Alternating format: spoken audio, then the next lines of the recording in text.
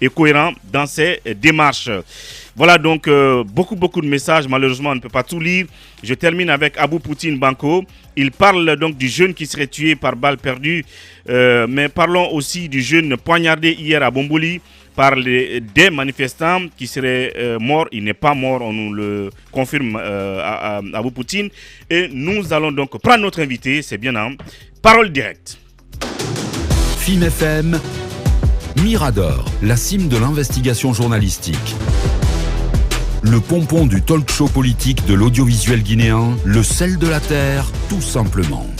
FIM FM, Mirador, parole directe, l'interview vérité ou la fine bouche ébénie. Mirador, ici, la parole est directe. Parole directe avec notre invité prestige, M. Aliou Condé, secrétaire général de l'UFDG. M. Condé, bonjour. Bonjour. Une fois encore, merci d'avoir accepté notre invitation. Nous parlons du dossier Air Guinée qui fait parler tant de lui, Cellou Dalein convoqué pour cela. C'est mentionné au moment des faits, vous étiez secrétaire général du ministère. Est-ce que vous confirmez? Je le confirme. Alors, aujourd'hui, vous êtes venu donc pour apporter des éclairages, point de vue technique dans le dossier Air Guinée. Alors, d'entrée, qu'est-ce que vous pouvez déjà dire pour introduire? Si vous permettez d'abord, je voudrais quand même,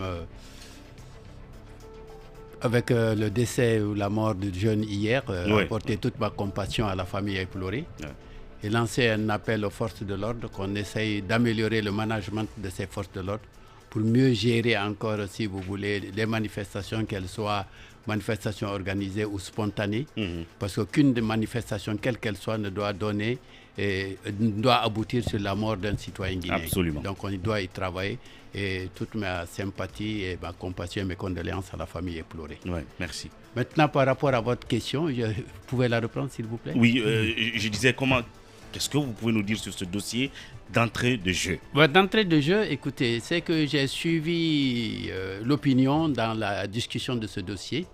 Et la presse et tout le monde, et je me suis rendu compte quand même qu'il y a un pan de l'information qui manque dans le traitement de ce dossier. Et ce pan aussi a manqué par rapport du fait que le rapport d'audit, quelque part, à mon avis, a été biaisé. Bien. Biaisé parce que on a présenté ce rapport, dans le rapport d'audit, on a présenté des personnes comme étant des initiateurs de la vente. Alors je ne sais pas quelle est la consonance, ou en tout cas le contenu qu'ils ont voulu donner à ce mot initier la vente, mais je pense que ce n'étaient pas des personnes qui étaient responsables, mais c'est une politique gouvernementale qui était là. Et donc, quand on parle de politique gouvernementale, il n'y a pas à dire que c'est telle personne. Parce que tous les ministres, quels qu'ils soient, ils appliquent la politique du gouvernement. Ce n'est pas leur politique à eux. C'est une vision. Ce n'est pas la politique de Cellou Dalein qui est en cause, mais c'est la politique du gouvernement. Que pensait le gouvernement en ce moment? Alors, donc, toutes les péripéties dans le redressement dans le redressement de la compagnie Air Guinée, tout ceci est passé sous silence. Bien. Et donc, on en vient à la phase finale. On dit, voilà un tel qui a décidé, sans en informer le gouvernement, parce que c'est dit dans le rapport que le gouvernement n'a pas été informé, qu'ils ont fait des enquêtes, le gouvernement n'a jamais été informé de cette privatisation, et que donc ils ont pris l'initiative. Il y a 3 personnes qui sont incriminées dans l'initiative. On dit le ministre des Transports, le ministre de l'Économie et des Finances et le directeur de l'unité de privatisation. Et je pense que c'était pour moi déjà un faux procès. D'accord. Et c'est pour cela que j'ai dit, à un moment ou à un autre, il fallait quand même expliquer à l'opinion. Celui-là, pas pour dédouaner Paul ou Pierre, mais pour dire exactement de quoi il retourne et qu'est-ce qui s'est passé dans la gestion du dossier Air Guinée. Et c'était quoi la vision? Oui, Monsieur Condé, il y a une copie du discours que Cellou Dalein a prononcé le 22 mars 2002 à l'Assemblée nationale, dans lequel il a présenté le budget du ministère des Transports, mais il a également abordé la question Air Guinée. Je vais revenir sur un passage de ce discours. Et Cellou Dalein faisait état de la nécessité de certaines réformes par rapport à Air Guinée. Et ce passage dit que parmi ces réformes, il y avait la réalisation de nouveaux investissements en équipement et en formation, la restructuration du réseau certainement de transport aérien, le dimensionnement des effectifs, la professionnalisation du personnel, et il dit l'État ne peut pas lui seul conduire toutes ces mesures. C'est dans cet esprit que le gouvernement a estimé utile de privatiser la compagnie en ouvrant son capital à un partenaire stratégique doté de l'expérience et des moyens techniques et financiers requis. Oui, effectivement, c'était cela la politique du gouvernement. Comme vous le savez, il fallait d'abord l'exposer au gouvernement, il fallait le défendre. Et que ce soit donc le gouvernement qui s'approprie de cette vision. La vision, c'était quoi? Vous avez une compagnie aérienne qui n'a qu'un seul avion. Et qui plus est, l'avion, c'est l'avion présidentiel. Et chaque fois que le président utilisait cet avion pour ses déplacements, ça veut dire que la compagnie ne pouvait pas travailler et donc il n'y avait pas de rentrée de fonds. Donc en fin de compte, qu'est-ce qui s'est passé? C'est que c'était le ministère de l'économie et des finances qui était chargé d'abonder en ressources financières la compagnie aérienne. Donc il y avait un déficit énorme. Et c'est ce qui fait que la Banque mondiale a demandé dans le cadre de la restructuration des entreprises publiques, dire que ce n'est pas la vocation de l'État de faire du transport aérien, du transport d'ailleurs. Ce n'est pas la vocation de l'État. L'État est là pour fixer les règles et laisser le secteur privé, si vous voulez, se développer. Et donc par rapport à tout ce déficit économique, donc, au niveau du ministère des Transports, nous avons réfléchi à la question. Que faut-il faire? Alors les avis étaient divergents. Mais par la suite, nous nous sommes entendus qu'il fallait d'abord revoir le statut de la compagnie Air Guinée. Vous savez, au départ, la compagnie s'appelait Compagnie nationale Air Guinée. Ça, c'était au départ. Donc le statut a été révisé. On a créé la nouvelle compagnie Air Guinée, parce que les gens font la confusion. La nouvelle compagnie Air Guinée, maintenant avec un statut particulier, avec à participation publique. Ça veut dire que d'autres privés peuvent venir prendre des actions dans cette société. Et c'est dans cela que le ministère donc s'est évertué. Et cette politique a été expliquée au gouvernement. Le gouvernement l'a accepté. La dernière discussion, ce rapport, d'abord je vous félicite de l'avoir avec vous, parce que ça c'est le discours qui a été fait à l'Assemblée nationale lors de la session parlementaire de mars 2002. Est-ce que vous voulez revenir in extenso là-dessus ou est-ce que non, on peut pas continuer. Non, l'essentiel, c'est qu'on puisse expliquer à l'opinion qu'est-ce qui s'est passé. C'est cela. Donc, par rapport à ce point, donc, nous avons contacté la Banque mondiale pour qu'elle nous aide, qu'elle nous envoie un cabinet qui travaille avec nous pour voir dans quelle mesure on peut constituer un dossier consistant d'appel d'offres et attractif pour voir quels sont les, comment dirais-je, des partenaires qui pouvaient s'intéresser à la compagnie nationale Air Guinée. Donc ce travail a commencé et la Banque mondiale nous a envoyé une société qui s'appelle Aérosynergie, qui est une société suisse. Donc cet expert est venu et a commencé à travailler avec nous. Donc c'était dans le but d'avoir un capital, comment dirais-je, une structure et un dossier d'appel d'offres qui devait être lancé pour après, si vous voulez, recevoir évidemment les offres, etc., pour voir s'il y avait des réponses. Aujourd'hui, je vous le dis, c'est le système qui marche en Côte d'Ivoire. N'oubliez pas que Air Ivoire a fait faillite. Parce que Air Côte d'Ivoire, ce n'est pas Air Ivoire. L'ancienne compagnie ivoirienne s'appelle Air Ivoire. Qui a aussi fait faillite. Qui a fait faillite, qui a été dissoute. Et dont les actifs ont été revendus. Tous les actifs. Oui, justement, dans le même discours du 22 mars 2002, il y a ce passage justement qui parle de compagnies aériennes en faillite. Elal Sirou Dalen disait, à l'époque donc ministre des Transports, aujourd'hui, dans la sous-région et en dehors, toutes les compagnies nationales sont en difficulté. Air Ivoire a fermé, ce qui est resté a été vendu à Air France. Air Sénégal est tombé en faillite, ce qui est resté a été vendu à des privés, à Royal Air Maroc. Nigeria Airways, on n'en parle plus. Air Afrique, on n'en parle plus. Air Zaïre, on n'en parle plus.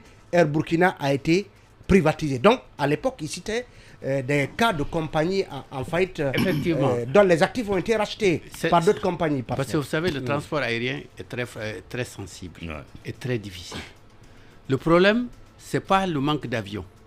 Le problème, c'est qu'il faut que la destination soit attractive. Et la Guinée avait un problème. La Guinée n'était pas une destination. D'abord, ce n'est pas une destination touristique. Ce n'est pas une destination d'affaires. Donc, ce qui fait qu'en Guinée, par an, on avait 280 000 passagers. Alors qu'au Sénégal, on avait 1 200 000 passagers par an. Et en Côte d'Ivoire, 1 400 000 passagers par an. À l'époque. À l'époque, à la même période. Donc pendant cette période, ce sont ces pays qui étaient des destinations. Et c'est ce qui fait que lorsque Air Ivoire a eu des difficultés en tant que compagnie nationale, son capital a été ouvert à Air France et ils ont recréé une nouvelle compagnie qui s'appelle Air Côte d'Ivoire et c'est elle qui est en train de voler et de venir aujourd'hui chez nous. Donc il n'y a pas qu'un seul avion, donc ils ont amené des avions, ils ont amené des équipements, ils ont travaillé ensemble sur le marketing commercial et aussi améliorer les compétences des nationaux en matière de gestion, en matière d'aéronautique et équiper les garages comme il faut pour qu'au moins aussi les entretiens mineurs puissent se faire sur place. Donc c'est tout un arsenal, c'est toute une industrie qu'il fallait développer. Bien. Et donc c'était par rapport à cela, ça c'était la politique qui a été acceptée par le gouvernement. Et la dernière discussion d'ailleurs qui a eu lieu au gouvernement sur le dossier Air Guinée, je crois que ça doit dater vers le 8 mars, quelque chose comme ça. Et c'était en Conseil des ministres. Qui était Premier ministre à l'époque? Lamine Sidibé. Lamine Sidibé qui était Premier ministre à l'époque. Le 8 mars 2002, le Conseil des ministres a donné son aval. Et donc, maintenant, les ministres sectoriels devaient exécuter. Évidemment, exécuter. Et donc, il est revenu à l'Assemblée et il a reposé la question. Et dans ce discours même, il explique combien de fois les Guinéens étaient attachés à la compagnie nationale Air Guinée. Sentimentalement et par fierté aussi parce que c'était l'une des premières compagnies de l'Afrique de l'Ouest, compagnie aérienne. Nous avions les premiers pilotes qui ont été formés. Donc tout ça, c'est bien beau. Mais il faut que la compagnie puisse travailler, il faudrait que les vols puissent être organisés. Vous savez qu'il y a suffisamment assez de dépenses qu'il faut faire, les vols, les survols des territoires, tout ça c'était à payer, les atterrissages c'était à payer, il faut entretenir le personnel, il y a les révisions ordinaires qui doivent se faire. La preuve, quand l'avion est tombé en panne, je vous le dis aujourd'hui, Air Guinée, le dernier vol d'Air Guinée de la compagnie nationale, c'était pour accompagner le Premier ministre, Lamine Sidibé, je crois au Togo quelque part. Au décollage de Conakry, il a pris un oiseau. Malheureusement, ce jour, le directeur technique était malade, il n'y était pas, c'était ses adjoints. Eux, ne voyant pas la même formation, ils ont laissé l'avion partir. L'avion a atterri à Abidjan. Quand le directeur technique a été informé, malade, il a couru à l'aéroport, il dit, mais c'est une catastrophe, l'avion peut tomber. Le moteur peut s'arrêter. Et finalement, l'avion a pu atterrir à Abidjan et il a été mis en bout de piste parce qu'on ne savait pas dans quelles conditions il était. Et la Guinée était incapable d'aller reprendre l'avion là-bas pour le ramener en Guinée parce que le moteur était détruit, était gâté. Donc il a fallu appeler Israël, la compagnie israélienne. C'est eux qui sont venus en Guinée avec un nouveau moteur pour l'amener à Abidjan, pour dépanner l'avion, le ramener ici. On a dit, bon, en même temps, c'est le chèque C, donc la grande révision de l'avion, envoyer l'avion à Israël, pour faire sa révision du chèque C. Le ministère des Finances n'était pas à mesure de payer même cette révision, qui était de 2 300 000 à peu près de dollars. À l'époque. À l'époque, et la compagnie Air Guinée n'avait pas les ressources. Et c'est en ce moment maintenant que le problème de la privatisation va connaître une modification. D'accord. C'est-à-dire, au lieu d'aller sur le schéma qui était lancé, d'ouvrir le capital, de rechercher une compagnie, maintenant, le président a décidé, compte tenu de ce qui s'était passé, parce que les 2 premiers avions ont été vendus, je crois, vers les années 86, 87. Je ne sais plus si c'était le général Fasciné qui était ministre des Transports ou comment il s'appelle là. Bon, 86, 87. D'accord. Donc, par rapport à ça, le président n'était pas content que les avions aient été vendus à l'étranger. Dans sa conception, donc cet avion aussi. Et pourtant, celui qui était là à l'époque. Voilà. Bien sûr. Non, je parle du président. Le président Conté. Et donc, en 87, c'est lui qui était là. C'est lui quand qui on vendait là. les 2 premiers avions. Au Nigeria. Au Nigeria à Pranton. Voilà. Les 2 avions ont été vendus à l'extérieur. Et maintenant, pour lui, comme on était dans le cadre d'une privatisation, on pensait qu'on voulait encore vendre l'avion à l'étranger. Il dit non, cette fois-ci, on ne vend pas à l'étranger, on vend l'avion à El Hadj Mohamed Silla. Il est là, c'est un Guinéen, c'est à lui qu'il faut vendre. Est-ce que c'est Mamadou Silla qui a manifesté de l'intérêt pour cet avion ou c'est pas impossible parce qu'il était là lorsque la discussion a eu lieu. Et le président était resté là-dessus. Parce que mais il n'y avait pas eu d'appel d'offres. Je vous en prie. Pour l'achat de je reviendrai là-dessus. D'abord, vous savez, en pareil cas, quand il y a la décision elle appartient au chef de l'État. C'est dans la, comment dirais-je, la loi sur la privatisation des entreprises qui dit pour qu'un bien de l'État soit vendu, il faut que ce soit par un décret présidentiel. Si le président, par la suite, parce qu'il voulait que l'avion reste en Guinée, par sympathie, par amour, il voulait que compagnie Air Guinée continue de voler. On lui a dit oui, c'est possible que la continue, on travaille là-dessus. Pour un national... Pour sauver les emplois aussi. Voilà, pour sauver les emplois. Mais pour un national, ça va être extrêmement difficile de prendre la compagnie en charge. À partir du moment où l'État lui-même n'a pas pu, ça allait être difficile à un industriel ou à un homme d'affaires guinéen, à lui tout seul, de prendre. Mais Mamadou Sylla s'était engagé, il dit oui, mais je ferai venir des gens, j'élargirai la flotte, il n'y a pas de raison qu'on ne puisse pas me vendre l'avion, je suis là.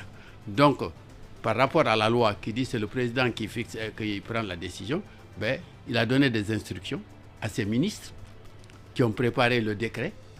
Le décret de privatisation a été signé. Ces instructions-là, elles sont écrites, c'est au cours du Conseil des ministres. Comment ça s'est passé? Vous n'allez pas imposer au président sa façon de faire. Il a donné des instructions, il a demandé... qui ont été matérialisées par le décret. Par un décret. À partir du moment où il a signé un décret, ça veut dire que, quelles que soient les procédures internes qui se sont passées... Il a signé un décret privatisant totalement Air Guinée ou cédant l'avion à Mamadou Sylla? Non. Le décret... Dans un premier temps, c'était d'abord la dissolution d'Air Guinée. Donc là aussi, c'est une confusion souvent qui est faite dans la rue. Comme quoi, si El Hadj Mamadou Sylla a acheté Air Guinée, non, il n'a pas acheté Air Guinée. Air Guinée était dissoute. C'est la dépouille. Donc elle n'existe plus. À partir du moment où elle n'existe plus, elle a laissé des actifs. Les actifs, c'est quoi? C'est cet avion qui était en réparation en Israël. C'est un Dash 7. Moi, je suis venu au transport en 1996 avec El Hadj Sellou. Je n'ai jamais vu cet avion voler. C'est un avion qu'on a trouvé en panne qui était au garage, soit depuis les années 94 ou 95, qui était au garage, mais en 80, il ne volait plus. Donc, vous vous rendez compte, en 2002, un avion qui est arrêté, ça fait déjà plus de 56 ans. Donc, le Dash 7, le fameux Dash 7. Le fameux Dash 7. Bien. Donc, qui était dans le garage. Et les pièces de rechange. Alors là aussi, on parle d'un lot important. Non, les pièces de rechange, c'est quoi? C'est les consommables, des flexibles, des filtres, des démarreurs. Un avion, vous ne pouvez pas stocker les pièces importantes d'un avion. C'est lorsque l'avion va à révision, chez le technicien là-bas, on se rend compte que les pièces maîtrisées, il y a des problèmes, on remplace la pièce. Mais qu'il y a un flexible qui a sauté, vous n'allez pas prendre l'avion pour l'amener encore chez eux. C'est des accessoires. Voilà, c'est des accessoires. Donc, les gens. Donc c'est ce lot de pièces qui était là, plus évidemment les installations. Les immeubles, les bureaux et autres qui ont fait partie donc des actifs là. Donc, il y a la dissolution de la société. Donc, ce n'est pas la compagnie Air Guinée que El Hadj Mamadou Sylla a racheté. Donc, il a racheté l'avion et le lot de pièces. Bien. Qui étaient là. Et donc, il y a eu la convention de cession des actifs de l'ancienne compagnie Air Guinée, plus évidemment la location, si vous voulez, des immeubles et autres. Il a été racheté à combien? L'avion? Oui. À un taux forfaitaire de 5 millions de dollars. 5 millions de dollars. Alors, M. Condé, permettez-moi, M. Condé, si vous avez des documents, on a encore, je crois, 25 minutes à brandir, vous pouvez le faire, mais en même temps, il y a quand même dans la convocation des termes qui sont utilisés, n'est-ce pas? On parle de détournement de deniers publics, on parle de corruption d'agents publics et enrichissement illicite. Donc, dans la matérialisation des directives du général Lansana Conté à l'époque, les ministres sectoriels, ici on prend le cas de Sellou, comment pensez-vous qu'il ne s'est jamais trouvé dans une position soit de détournement de deniers publics, dans le cadre de donc, la dissolution de la vente des actifs, de corruption d'agents publics et d'enrichissement illicite?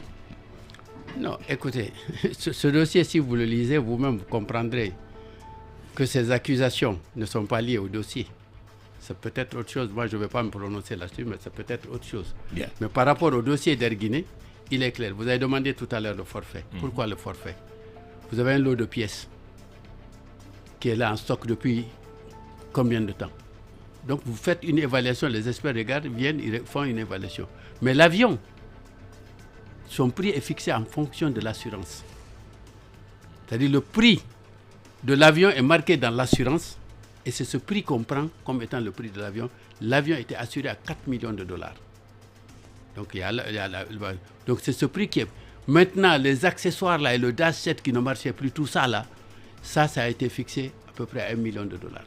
Maintenant, la mission d'audit qui est venue, qui dit non, le Dash 7, c'est pas ça, il faut qu'il soit fixé à $2 millions, les pièces, ça se discute. Mais ça, ceux qui l'ont fait aussi, c'est des gens qui savaient de quoi ils retournaient. Parce que c'était avec les techniciens, les spécialistes, ceux qui les ont achetés à l'époque. Donc, ils ont fixé ce prix et on le dit forfaitaire. Maintenant, ils sont revenus, évidemment, dans leur évaluation, ils ont fixé toujours le même prix de 4 millions, etc. Mais Mohamed Sylla, même, ça en est plein. Il dit, mais vous m'avez vendu un avion à $4 millions, un Boeing 737, 200. J'ai acheté un Boeing 737-200, qui est plus jeune que votre Boeing, moins âgé que votre Boeing. Et lui, je l'ai acheté à $2 millions. C'est vrai qu'à part cet avion de l'ancienne Air Guinée, Mohamed Sylla, personnellement, par la suite, avait acheté un autre avion. Un autre avion qui était moins âgé que l'avion d'Air Guinée et le même type et à $2 millions. Il dit, vous m'avez arnaqué. On me paye $4 millions.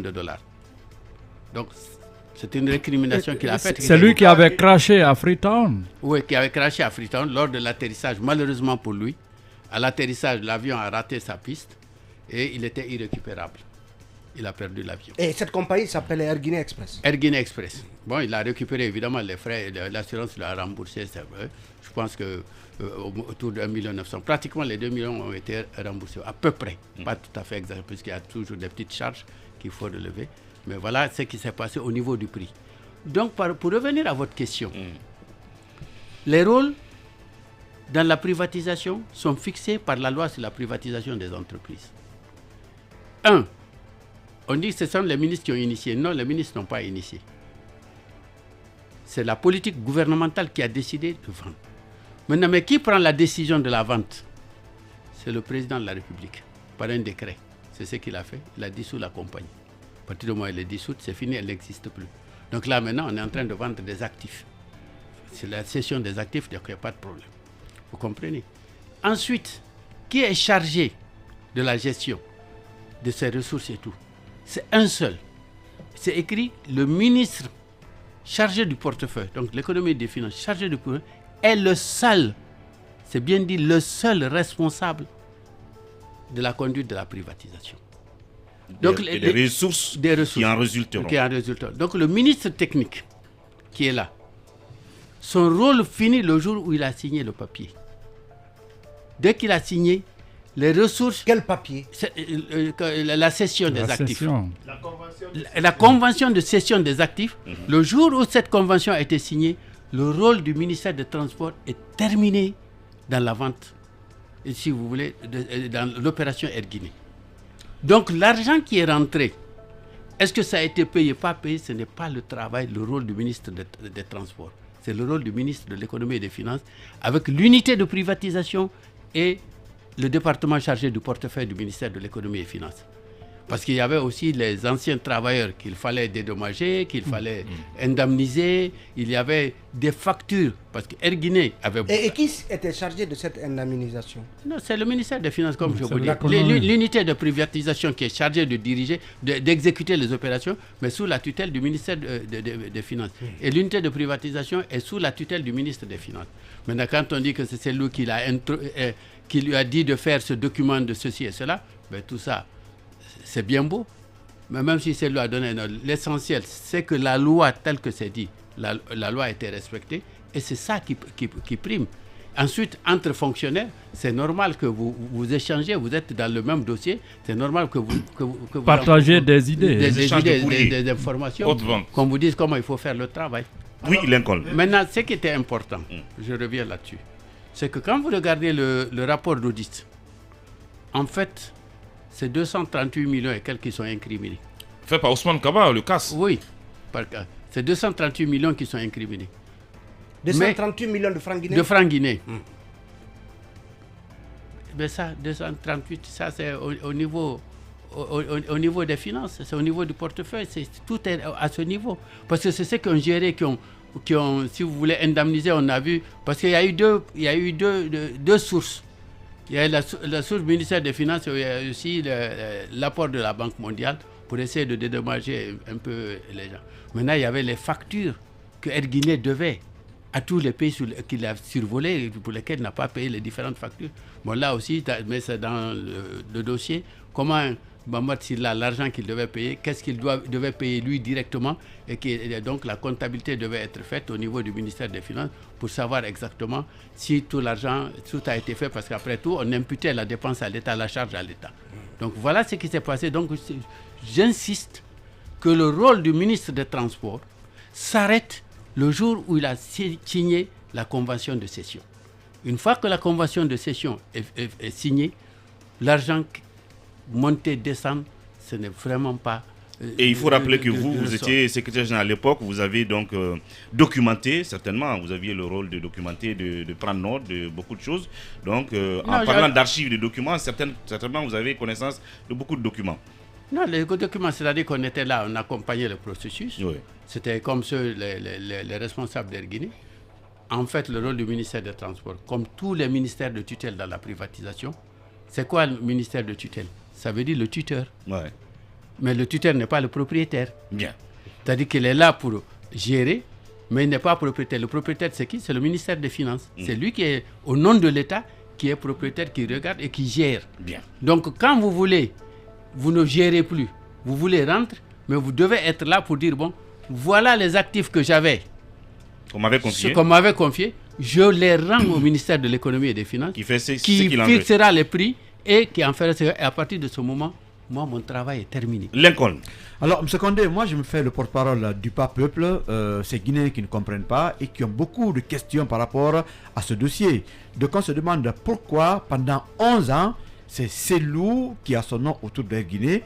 Et beaucoup aussi se demandent pourquoi il a signé ce document, sachant qu'il pouvait refuser. Mamadou Sylla aussi, quelque part, se dit arnaqué dans cette situation. Pourquoi il a signé ce document? Il est obligé. Il était ministre d'abord des Transports. À partir du moment qu'il était le tuteur des actifs, il faut bien qu'il signe le document pour dire que j'ai rendu. Parce que la cession veut dire qu'il a rendu, que ce n'est plus sous sa tutelle. Donc il faut bien qu'il se dégage. Qu'il a rendu à qui? À l'État, au ministère des Finances. Au ministère des Finances. Il a rendu au ministère des Finances. J'avais ça sous ma tutelle. Aujourd'hui, ça sort de ma tutelle. Ce n'est plus, c'est rendu au ministère des Finances. Bon, l'autre question, vous dites c'est... L'autre question, depuis pratiquement 11 ans, c'est juste le nom de Cellou qui tourne autour de ce dossier Air Guinée. Oui, mais si vous permettez, ce n'est pas le seul dossier. Je vais vous renvoyer en 2009. Est-ce que vous savez qu'une semaine après le coup d'État, on était venu chercher M. Cellou pour aller au camp Al-Faya pour des audits en 2009, immédiatement. Heureusement qu'il y avait la population et tout le monde qui avait empêché qu'il ne soit amené. Après, vous avez certainement vu un document qui a circulé du CNDD. On dit que c'est un homme extrêmement riche, qui a des hôtels en France, qui a 80 citernes, qui a des hôtels au Brésil, qui a de l'or, qui a même une armée de mercenaires, des prostituées et tout ça. Meilleur investisseur au Sénégal. Meilleur investisseur au Sénégal et tout ça, vous savez que ces bruits ont circulé.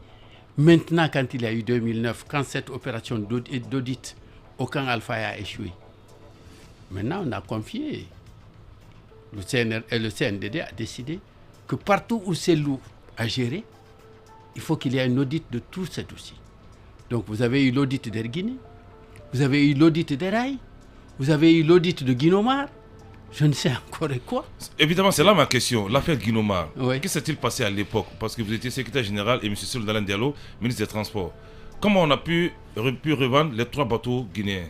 Je vais vous dire une chose. Oui.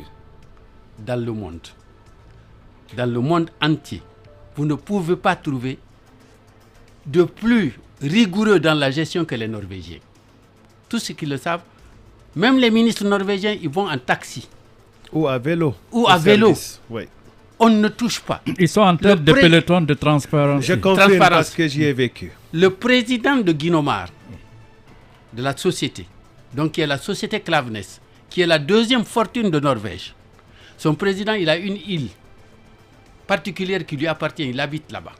Le matin, il prend son bateau pour venir à la capitale, il a un pick-up qu'il utilise, il vient à la société, il travaille, et en ville, il se déplace en taxi. J'ai été là-bas en tant que ministre des Transports, j'étais avec lui. Il m'a accompagné pour rencontrer le ministre des Transports norvégien. Il était avec le directeur de Guinomar, qui est un de sa société, et le directeur adjoint, qui est guinéen, Monsieur Kohl. Monsieur Kohl. Oui. Ils m'ont Qui m'a reçu en Norvège. Ils m'ont dit de m'asseoir devant. Lui, PDG, milliardaire, s'est assis derrière avec celui qui m'accompagnait. On est parti voir le ministre. Après l'audience, on l'a déposé à un carrefour, il a pris un taxi pour rentrer chez lui. Alors quand vous dites, vous voulez mettre des gens comme ça dans des magouilles, vous perdez votre temps. Ces dossiers, c'est les plus propres, le dossier de Guinomar. Et les bateaux, c'était c'était une pratique de la société. C'est-à-dire, quand le taux de fret, d'abord Guinomar, pour les auditeurs, c'est la compagnie qui avait été créée au nom de l'article 9 de la convention de CBG pour permettre à la Guinée aussi de participer au transport de la bauxite. Mais puisque nous n'avions pas de compagnie maritime, on nous a autorisé à créer une compagnie et c'est ainsi qu'on s'est associé à Klaveness pour créer la compagnie Guinomar. Donc à 50%, 50%. On s'est associé aux Norvégiens. Aux Norvégiens. Guinomar. À l'époque de Feu Yaya Keita. Oui, Yaya Keita. Tout à fait. Qui a fait de très beau travail au niveau de Klaveness, vous le savez. Donc ce travail a été fait, 50%, 50%. 50%, 50%, la Guinée n'avait pas d'argent. Elle a dit, bon, moi, ma part de capital, j'apporte la bauxite que vous transportez. Donc le fait que vous ayez ce marché devient mes 50%. Donc on n'a pas déboursé un franc. Maintenant, on vend la bauxite. Une fois le frais le fret, l'argent récupéré du fret, donc ils partagent à moitié et ils ont un compte là-bas, 50%, 50%. Une partie est toujours reversée à la Guinée, il y a des pourcentages, ils partagent à moitié aussi, mais l'autre partie est considérée comme réserve, comme capital. Et donc, quand le taux de fret est très bas, donc ça veut dire que quand ils viennent chercher la bauxite, ce n'est pas rentable de faire le transport de la bauxite. Donc, c'est cyclique, le taux de fret. Vous pouvez avoir sur 4 ans, 5 ans, le taux de fret est bas. Donc, ils n'ont pas besoin de prendre leur bateau. Ils louent eux-mêmes des bateaux parce que c'est moins cher. Et pendant cette période, donc, ils revendent leurs bateaux. Une fois qu'ils revendent leurs bateaux, et l'argent là est gardé au nom de la compagnie Guinomar, donc des deux partenaires. Maintenant, quand le taux de fret monte, évidemment, on reprend les bateaux. Voilà comment cet argent est domicilé là. Et par période, ils décident de la période à laquelle ils partagent entre les deux parties. Bien. Donc nous avions un stock qui était important. Non, j'en viens parce qu'il y a une information. Il y a une information qui n'a pas circulé. Bien. Quand cette loi a quitté, donc cet argent est resté. Je suis venu après lui. Je n'ai pas touché à cet argent. Biniskera est venu. Tous ceux qui m'ont procédé, aucun n'a touché à cet argent. Donc il y a eu, maintenant la dernière chose, l'arrivée du président Condé, qui n'était pas d'accord avec la situation qu'il a trouvée. Avant, j'ai sauté une étape importante. Quand c'est lui est venu ministre des Transports, il a dit attention, je ne peux pas concevoir que ce que je vois, ce que nous gagnons est peu. Il est parti, il dit je veux voir la comptabilité. En tant que comptable, les gens ont dit nous, il n'y a pas de problème ici. Voilà les codes d'accès, voilà l'ordinateur, va t'asseoir la comptabilité, fouille toute la comptabilité de l'entreprise. Tu as accès. Il a eu accès à tout. Il a vu vraiment que les comptes étaient réguliers. Il a dit aux gens, bon, écoutez, il faut que la Guinée ait de meilleurs résultats. Qu'est-ce qu'il faut faire? Dans le contrat initial, nous avons dit que nous apportons la bauxite transportée comme notre part du capital. Mais ça fait des années qu'on le fait. L'argent que vous avez apporté en termes de valeur, si vous comparez à ce que nous avons déjà apporté, c'est que nous avons déjà payé notre part. Donc maintenant, la bauxite que nous transportons devient notre apport dans ça. Donc c'est comme si nous avons fait des démarchages pour apporter de la marchandise. Donc nous devons avoir des retombées là-dessus. Donc désormais, nous facturons nous aussi. Il y a eu une bagarre avec les Norvégiens. Ça, on a failli casser la société parce qu'ils ont dit qu'il n'est pas question. Mais en fin de compte, ils sont revenus à de meilleurs sentiments. Et c'est ainsi que cette part de la bauxite transportée a enrichi la Guinée et l'a enrichi le... Maintenant, Quand on a quitté, nous on a laissé la compagnie. Et quand donc le professeur est venu, il a dissous la société. C'est-à-dire quand Alpha Condé est venu. Alpha Condé est venu, il a dissous la société. Et les frais, comment dirais-je, les droits de transport ont été transférés à Morigiani. Avec la société Nanko Shipping. Certainement que vous avez suivi les débats, puisque Mori, les partenaires ont refusé que Mori prenne ce marché, parce qu'il n'était pas de droit guinéen. Il a même intenté un procès aux États-Unis contre les partenaires. Bon, bref, ça, c'est une autre histoire qui ne nous regarde pas. La société de Morigiani s'appelle On Nanko Shipping. parle de vente de bateaux. Il nous reste 4 minutes. J'ai expliqué la vente des bateaux. Il nous reste 3 minutes. Mais les 3 bateaux, qu'est-ce que la Guinée a obtenu concrètement? Non, mais ça est partagé également, c'est versé au Trésor. Et il ne versait pas au ministère des Transports, c'est directement au Trésor. Avec eux, vous ne pouvez pas faire d'affaires. C'est directement au Trésor. Toutes les recettes sont rentrées au Trésor. Donc le dossier Guinomar, même quand ils sont partis pour l'audit, ils ont laissé de côté. Finalement, c'était les revendications de marins qui ont été utilisées, mais c'était des trucs qui étaient depuis 2007. Donc finalement, le dossier ne concernait pas ces loups. Voilà pourquoi on ne parle plus de Guinomar. On a laissé Guinomar de côté. Le rail partait. J'ai quand même une question. Oui, il nous reste, une petite question. Il nous reste 3 minutes. Oui, monsieur Aliou Condé, Air Guinée est un symbole pratiquement qui peut être assimilé au symbole, à l'amour que les Anglais accordent à la livre sterling, qui est un des motifs pour lesquels d'ailleurs ils n'étaient pas très actifs dans l'Union européenne.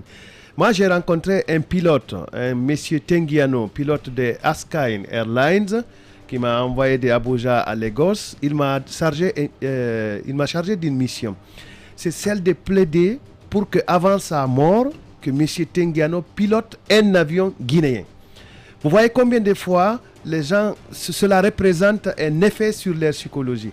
Est-ce qu'aujourd'hui, vous, en tant qu'ancien secrétaire général du ministère des Transports, vous avez encore une réflexion, je ne dirais pas un regret, mais une réflexion à prodiguer à la génération gouvernante pour qu'on ait un appareil, une compagnie spécifiquement guinéenne, qu'elle appartienne à un privé ou à l'administration? Absolument. Quelles sont les recettes que vous proposez? Non, c'est un travail qu'on avait commencé, il s'agit de le continuer, c'est-à-dire c'est d'abord monter le dossier comme ça se doit, de trouver des partenaires et qui viennent vous ouvrir le capital. Aujourd'hui, ce n'est pas les avions qui manquent. Ce qui manque, c'est les passagers. Il faudrait que la Guinée change de politique. Il faudrait justement, avec des événements qu'on a connus comme hier, tout ça s'ajoute sur le transport aérien qui fait que le pays ne devient pas une destination. Il faudrait qu'on crée de la stabilité. Il faut stabiliser la Guinée. Il faudrait que les Guinéens se parlent pour qu'on la stabilise, pour qu'on puisse dynamiser l'économie et qu'il y ait beaucoup de transparence dans la gestion, si vous voulez, du pays. Une fois qu'il y aura la gestion et que les gens font confiance et qu'ils ne vont pas être arnaqués, je suis persuadé que demain. Le sentiment que vous évoquez se retrouve dans le courrier que vous avez dit. Cellou l'a dit, et il parlait même de Jean-Marie Doré avec lequel ils avaient échangé. Il dit, je sais que les Guinéens sont très attachés à Air Guinée. Je sais que c'était notre fierté. Mais voilà les réalités aujourd'hui qui se posent. Bien. C'est pour ça qu'ils voulaient ouvrir le capital et conserver Air Guinée. Voilà, M. Aliou Condé qui tenait à parler technique en tant que technicien, secrétaire général à l'époque du ministère, pas de pendant politique, pas de politisation du dossier. C'est ce qu'il a bien voulu. Vous avez 30 ou 1 minute maximum. Oui, ajoutez, non, juste en 30 secondes, il peut le répondre. Pourvu que ça oui, ne très rapidement, pas. il peut répondre par oui ou non. Est-ce que l'exclusion de Ousmane Gawal Diallo est sur la table de l'UFDG aujourd'hui? J'ai décidé de ne pas parler politique aujourd'hui. Non, oui, mais il ne peut pas venir au studio sans qu'on parle de l'UFDG. Vous avez raison, mais j'ai décidé. Mon problème, c'était d'éclairer l'opinion de tous les Guinéens, de quelque bord qu'ils soient, pour qu'ils comprennent que le dossier Air Guinée, et là, c'est l'un de ceux